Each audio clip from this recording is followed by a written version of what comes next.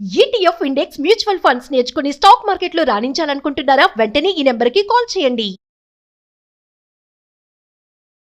నమస్తే అమ్మా. నమస్తే అమ్మా. చక్కగా శ్రీకాళహస్తి గురించి తెలుసుకుంటున్నాం. శ్రీ గురించి, కాలం గురించి తెలుసుకున్నాం. ఇక హస్తి సమయం వచ్చేసింది. హస్తి అంటే ఏనుగా కదా. ఇది కూడా చాలా గొప్పగా ముక్తి పొందినటువంటి ఒకానొక అద్భుతమైనటువంటి భక్తుడి యొక్క కథ.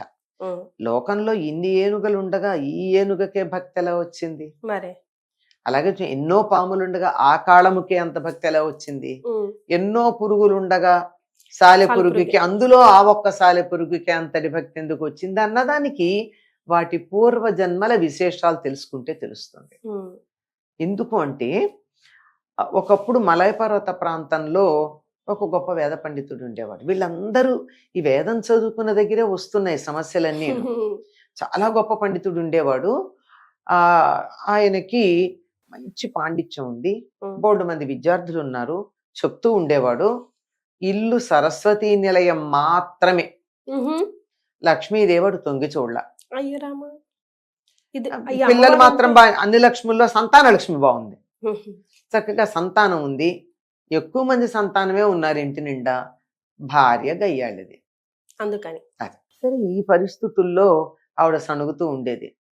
విద్యార్థులకి పాఠాలు చెప్పుకుంటూ కూర్చుంటే కడుపు నిండుతుందా? వేదం అన్నం పెడుతుందా? ఇప్పుడు వేద నింద కూడా వచ్చేస్తుంది నెమ్మదిగా. వేదం అన్నం పెడుతుందా? విద్యార్థులకు అలా నోరు చించుకుని మీరు చదువు చెప్పాలంటే కొంచెం లోపల ఏదన్నా ఉండాలి కదా శక్తి. కనీసం మీరు పాఠం చెప్పడానికి శక్తి రావాలనన్నా ఇంతో అంతో ఉండాలి కదా. ఇలా ఊరికే చెప్పడం కాదు, విద్యార్థుల్ని దక్షిణ అడగండి అని అడిగింది. దక్షిణ ఎప్పుడు ఇస్తారమ్మా? చదువు అయిపోయాక కదా ఇస్తారు. లేదా పూర్వకాలం ఎలా ఉండేదంటే, గురువు గారి దగ్గర విద్యార్థులు చదువుకోవడానికి ఎడుతున్నారంటే వాళ్ళ పిల్లలు, మా ఇంట్లో ఆవు ఈనిందండి, పాలు బాగా ఉన్నాయి, కొంచెం ఆవు పాలు పంపిస్తామని పంపించేవాడు. లేదా మాకు పంట బాగా పండిందండి అని పిల్లల గురువులకు పంపించి, ఇప్పటికీ ఉంది కదా ఇలా ఇచ్చేది. దాని మీద తప్ప ప్రత్యేకంగా ఈయన బతకడానికి కావాల్సినది ఏమీ అడగలేదు. సరే, భార్య ఇలా అనగా ఇంట్లో పిల్లలు కొంచెం ఆకలితో అలమటిస్తూ ఉంటే వాళ్ళు ఇట్లా అయాచితంగా వచ్చిన దాంతో ఆయన కడుపు నిండే పరిస్థితి లేదు. అందుకని చివరికి తప్పక ఒక రోజు మనసు కష్టంగానే ఉన్నా, ఇష్టం లేకపోయినా విద్యార్థుల్ని కూర్చోబెట్టి, ఇల్లు గడవట్లేదురా, మీరు కూడా ఏదన్నా కొద్దిగా మీ ఇళ్ళకెళ్ళి గురుదక్షిణగా సమర్పించుకోండి, రేపటి నుంచి నేను పాఠం చెప్పాలంటే అవసరం కదా అన్న.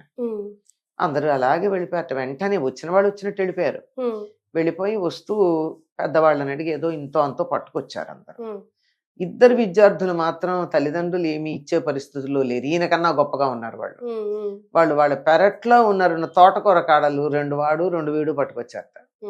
సరే, అదే తీసుకుని వాళ్ళు సిగ్గుపడుతున్నారు ఇవ్వడానికి. మిగిలిన వాళ్ళు ఏమో కొంచెం తెచ్చుంటారు. అంటే బాగానే, అంటే ధాన్యమో ఏదో ఒకటి, ఏదో తోటకూర కాడలు ఏమిటి అని అంటే, ఈయన ఆ ఇద్దరు విద్యార్థుల్ని పిలిచి, తన పరిస్థితి అదేగా, పిలిచి, అరే సిగ్గుపడకండి రా, ఇది చాలా బాగుంది, నాకు ఇవ్వండి, చాలా సంతోషం, తోటకూర ఆరోగ్యానికి ఎంత మంచిదో తెలుసా, భలే మంచిగా పట్టుకొచ్చారని చెప్పి వాళ్ళిద్దరిని మెచ్చుకుని ఇవన్నీ తీసుకెళ్లి భార్యకి ఇచ్చాడు. బానే ఉంది.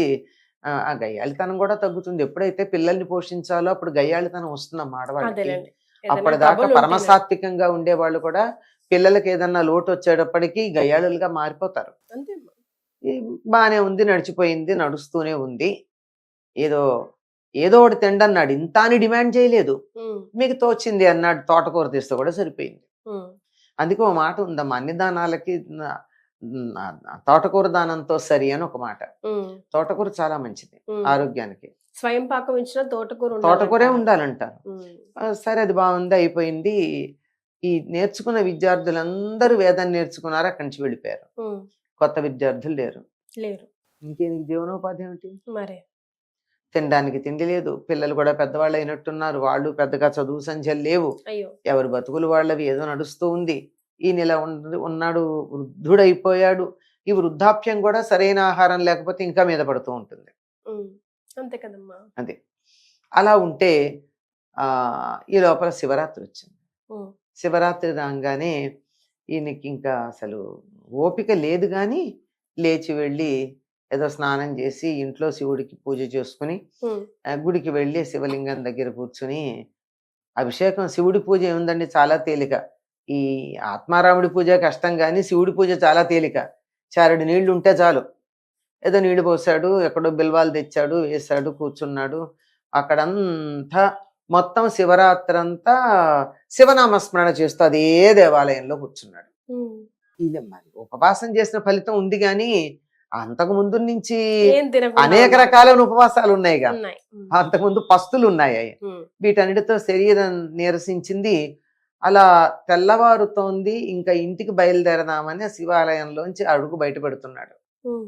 ఇలా అడుగు బయట పెడుతూ ఉండడం ఏమిటి, ప్రాణం పోయింది. అక్కడ ఒక పాము కాటు వేసింది ఆయన. ఓ. పాము కాటు వేసి అక్కడికక్కడ శరీరం వదిలేశాడు. ఉమ్, అయిపోయింది. మరుజన్మలో సువర్ణముఖరి తీర్థం ఉంది, ఉమ్. సువర్ణముఖరి నది. నది. ఆ నది ఒడ్డున్నది మనం ఇప్పుడు శ్రీకాళహస్తి అనే పేరుతో ఉన్నది. అప్పటికి ఇంకా హస్తి చార్ల అందులో. ఆహా. ఆ పక్కన ఉన్నటువంటి ఆ ఆలయానికి సమీపంలో ఉన్నటువంటి అరణ్యంలో ఓ ఏనుగై పుట్టాడు. ఉమ్, ఏనుగ్గా ఎందుకు పుట్టాడు? ఉమ్. వేదాన్ని అమ్ముకున్నందుకు. ఓ. అమ్ముకోవడం ఎక్కడ మరి ఇప్పుడు డొక్క ఆడాలి కదా. డొక్క ఆడాలి కానీ మీరు తీసుకురండి అని అనకూడదు కదా. అడిగింది అమ్మాయినా పెట్టదంటారు కదమ్మా. అమ్మ పెట్టదు కానీ గురుదక్షిణ చదువు అయ్యాక విద్యార్థులు ఇస్తారుగా. కానీ ఆ రోజు గడవాలిగా. ఆ రోజు గడవడానికి మరొక ఏదైనా మార్గం చూసుకోవచ్చు. పూర్తిగా దీని మీదే ఆధారపడడం కాకుండా ఏ వ్యవసాయమో ఏదో చేసుకోవచ్చు. లేదా జీవనోపాధి వచ్చేదాకా వివాహం చేసుకోకుండా ఉండుండొచ్చు. ఎన్నో ఉంటాయి అందులో. మనం ఇది అని ఒకటి చెప్తే కాలికేస్తే మెడకి, మెడకేస్తే కాలికి తగులుతాయి ఈ ధర్మ సూక్ష్మాలు.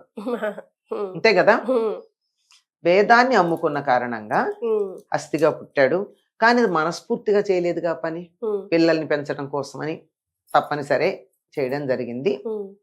కాకపోతే శివభక్తుడు ఆ రోజంతా ఉపవాసం ఉన్నాడు. శివరాత్రి అంతా ఉమ్, శివాలయ ప్రాంగణంలో శరీరం వదిలాడు. ఉమ్. అందువల్ల శివభక్తి మాత్రం ఉంది. అందుకే శంకరుడు శివానంద లహరిలో అంటాడు, నరత్వం కీటత్వం మృగత్వంచ. అంటే నువ్వు నన్ను మనిషిగా పుట్టినా సరే, పురుగుగా పుట్టినా సరే, లేకపోతే జంతువులా పుట్టినా సరే నాకేం అభ్యంతరం లేదయ్యా. నాకు ఇట్లాంటి జన్మ రావాలి అని ఏం కోరిక లేదు. కాకపోతే ఏమిటంటే నీ భక్తి ఉంటే చాలు. ఏ జన్మలో అన్నా జంతువులకు భక్తి ఉందా అంటే ఇదిగో ఇవే ఉదాహరణలు. ఉమ్, ఉండి అక్కడ అతను రోజు హస్తి ఏనుగుగా ఉన్నటువంటి ఈ బ్రాహ్మణుడు అంటే ఏనుగు జన్మని ఎత్తాడు. రోజు ఆ సువర్ణముఖి నదిలో మునిగి, ఉమ్, ఏనుగులకి స్నానం చాలా ఇష్టం. ఉమ్. అయ్యాక తొండంతో నీళ్లు తీసుకొచ్చి ఆ ఎవరికి నీటితో అభిషేకం? ఆయనకి అభిషేకం చేసి, ఉమ్. అలాగే తొండంతో కొమ్మలు విరిచి బిల్వ పత్రాలు తీసుకొచ్చి ఆయన మీద వేసి పూజ చేస్తూ ఉండేవాడు. ఉమ్, అంటే శరీరం అంటే ఉపాధి మారినా భక్తి మారల. ఉమ్. అలా ఉన్నటువంటి అతడికి ఇదిగో కాళం పుట్టింది. కాళంగా పుట్టాడుగా ఇంతకు ముందు ఇంకొకడు, ఉమ్. ఆ కాలం రత్నాలతో అలంకరించాలని ఉమ్. వాడే ఇక్కడ పుట్టాడు. ఉమ్. వీళ్ళిద్దరూ ఒకళ్ళతో ఒకళ్ళు ఈయన పెట్టిన మణులు రాళ్లల్లాగా ఆయనకు కనపడితే, ఆ కొమ్మలేమో చెత్తలాగా కాళానికి కనపడితే, ఈ రెండు పనికిరావని చెప్పి ఆ స్త్రీ సాలెపురుగు కనపడితే పైన సాలెగూడు కట్టిందని ఏనుగ దీన్ని తోయడం మొదలు పెడితే, ఇట్లా ఈ ముగ్గురు కలిసి ఆ సాలెపురుగేమో తొండంలోకి వెళ్ళిపోవడం, అక్క దానికి చికాకు వచ్చేసి ఈ కుంభస్థలం మీదకి వెళ్ళేటప్పటికి తల ఇలా ఇలా కొట్టి ఆ పాము కేసు కొట్టుకుంటూ ఉంటే పాము దీని తల కింద పడి కుంభస్థలంలో చేరినటువంటి పురుగు కూడా, సాలెపురుగు కూడా తలం నేలకేసి కొట్టుకుంటూ ఉంటే దురద భరించలేక అది చనిపోవడం, మూడు ఒకేసారి అక్కడ చనిపోవడం జరిగాయి. కనుక ఇంత భక్తితో, తన మీద భక్తితో, తనకి చేసేటటువంటి పూజలో వచ్చినటువంటి అభిప్రాయ భేదాల వల్ల, పూజకే అభిప్రాయ భేదం, భక్తిలో ఏకత్వం ఉంది.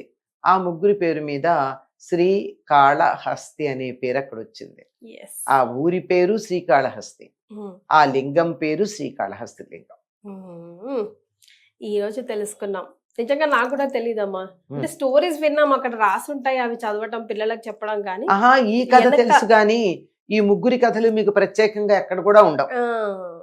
ఈ మూడు ఇలా ఒకదాంతో ఒకటి యుద్ధం చేసుకున్నాయి, ఆ, అన్న కథ వరకే ఉంటుంది. ఉంటుంది కానీ వీళ్ళ పాస్ట్ వీళ్ళ ఏంటి? వీళ్ళ పూర్వజన్మ వృత్తాంతం ఏమిటి, ప్రతి దానికి కూడా ఉమ్, పూర్వజన్మతో సంబంధం ఉంటుంది. పూర్వజన్మలో చేసినటువంటి పాపపుణ్యాల ఫలాలే ఈ జన్మలో మనకి ఈ జన్మ రావడానికి అనుభవించడానికి కారణం అవుతాయి. biggest అందువల్ల అర్థం చేసుకున్నట్టయితే అసలు జన్మ లేకుండాను ఒకవేళ వచ్చినా మంచి జన్మ వచ్చేట్టు మనం మన ప్రవర్తనని సరిదిద్దుకునే అవకాశం ఉంటుంది. ఎస్, చాలా సంతోషం అమ్మా, ధన్యవాదాలు. నమస్కారం.